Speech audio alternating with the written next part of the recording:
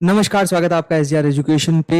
एक नई सीरीज हम लोग शुरू करने वाले हैं पेपर वन लॉजिकल रीजनिंग के सब्जेक्ट फैलेसी की, जिसमें कि मैं आपको एग्जाम में आई सारी नई टाइप ऑफ फैलेसीज जो है वो समझाऊंगा एक शॉर्ट समरी, एक सिंगल पेज एग्जाम्पल और नोट के साथ।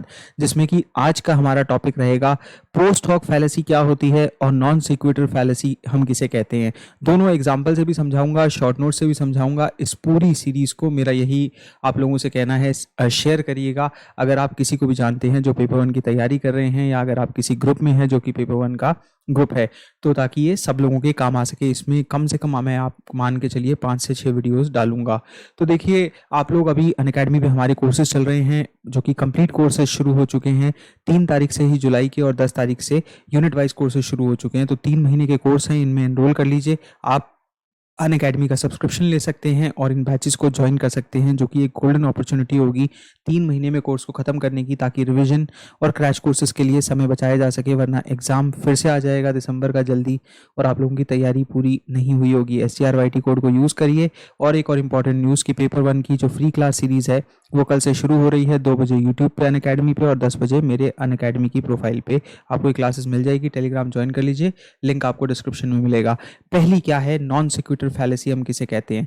देखिए, नॉन सिक्वेटर फैलेसी एक ऐसी स्टेटमेंट और कंक्लूजन होती है जो कि लॉजिकली फॉलो ना कर रही हो फ्रॉम व्हाट प्रीसीडेड इट। तो यहाँ पे क्या है कि नॉन सिक्वेटर्स एक तरीके के रिस्पॉन्सेज होते हैं जिनका कोई मतलब नहीं होता कन्वर्सेशन से, और फ्लॉड कंक्लूजन्स होती हैं जो कि बेस्ड होती हैं जो उनको प्रीसीड कर रहा होता है। आसानी से समझाता हूँ कि जैसे मान लो कि हम कहते हैं कि ऑल बर्ड्स हैव विंग्स, सभी पक्षियों के जो है वो विंग्स होते हैं। उस क्रिएचर के भी विंग हैं तो वो क्रिएचर बर्ड हो गया। अब देखो, ये कहीं ना कहीं एक इररिलेवेंट रीजन होगा कि उस क्रिएचर को जो है वो आपने बर्ड बना दिया जस्ट बिकॉज की विंग कॉमन है। तो नॉन सिक्वेटर्स ना हमेशा ये प्रॉब्लम क्रिएट करते हैं कि ये एक ऐसे स्टेटमेंट या कंक्लूजन लेके आएंगे जो कि लॉजिकली फॉलो ही नहीं करता फ्रॉम व्हाट प्रीसीडेड इट। तो जो भी, जैसे हमने यहाँ से यहाँ पे हम आएंगे ना कंक्लूजन पे प्रेमाइसिस से, तो जो भी इसको प्रोसीड कर रहा है उन कंक्लूजन्स का कोई मतलब ही नहीं होता ऊपर कही गई बात से। तो नॉन सिक्वेटर्स ना कई कॉन्टेक्स्ट में आते हैं। इवन हम डेली कन्वर्सेशन में भी कभी कभी नॉन सिक्वेटर्स को यूज कर लेते हैं। पॉलिटिकल स्पीचेस में आप खूब देखते हैं, लिटरेरी टेक्स्ट में आप खुद देखते हैं। तो नॉन सिक्वेटर फैलेसी ना, इसको इररिलेवेंट रीजन की फैलेसी भी कहा जाता है, इसे डिरेलमेंट भी कहा जाता है कि आप चलते चलते डिरेल हो गए। तो डिरेल होने का मतलब है कि आप सच से भटक गए, जो भी चीज पे आप प्रोसीड कर रहे थे उस पर हकीकत में प्रोसीड ही नहीं हुए। और इनवैलिड इन्फ्रेंस मतलब इनवैलिड अनुमान लगा लिया आपने, जो कि यहाँ पे आपको देखने को मिला।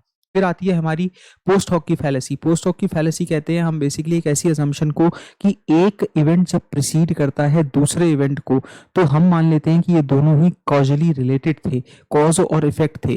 पहले इवेंट एक तरीके से उसको कॉज माना जाएगा और दूसरे इवेंट को जो है वो इफेक्ट माना जाएगा। जैसे मान लो कि आपका कंप्यूटर खराब हुआ या क्रश हुआ जब आपने एडिटिंग का सॉफ्टवेयर डाउनलोड किया।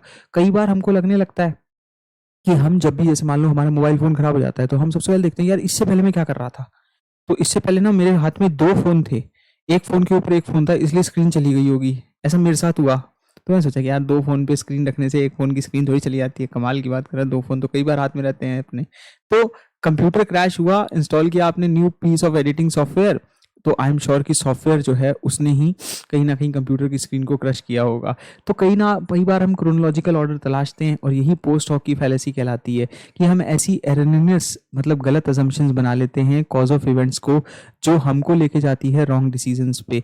और कई बार हम एवरीडे लाइफ में भी ऐसा करते हैं। जैसे मैं आपको एग्जांपल बता रहा हूँ, जैसे मान लो कि आप जो है खूब पसीने में खेल के आए, बढ़िया बाहर से आए, और फिर आपका फ़ोन ख़राब हो गया, तो आपका सारा दोष इसी बात पे जाएगा कि यार ये पसीना आया होता, फ़ोन ना ख़राब हुआ होता मेरा। तो ऐसी चीज़ें हमारे दिमाग में आ जाती है, इंक्लूडिंग इकोनॉमिक्स, पॉलिसी, हेल्थ, हर चीज़ में होती है। तो पोस्ट हॉक को ना इसीलिए फॉल्स कॉज फैलेसी भी कहा जाता है।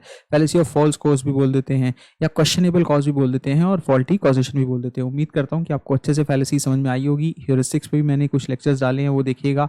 सिचुएशन लीडरशिप की थ्योरी पे लेक्चर्स डाले हैं कॉमर्स मैनेजमेंट वालों के लिए, उन्हें भी देख लेना।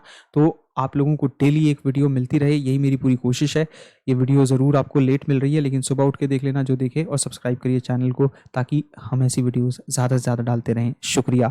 और एक बात, 8 अगस्त को अपनी वीडियोस को 100 दिन में 100 वीडियो हमारे कंप्लीट हो जाएंगे। तो कम से कम मेरी कोशिश है कि 8 अगस्त तक तो हम लगातार लगे रहें, ताकि पिछले कुछ महीनों पहले हमने एक प्रॉमिस किया था कि हम रोज़ एक वीडियो डालेंगे, तो 100 दिन में 100 वीडियो तो एटलीस्ट हमारे 8 अगस्त को कंप्लीट हो जाएंगे। शुक्रिया, धन्यवाद। ऐसे ही देखते रहिए।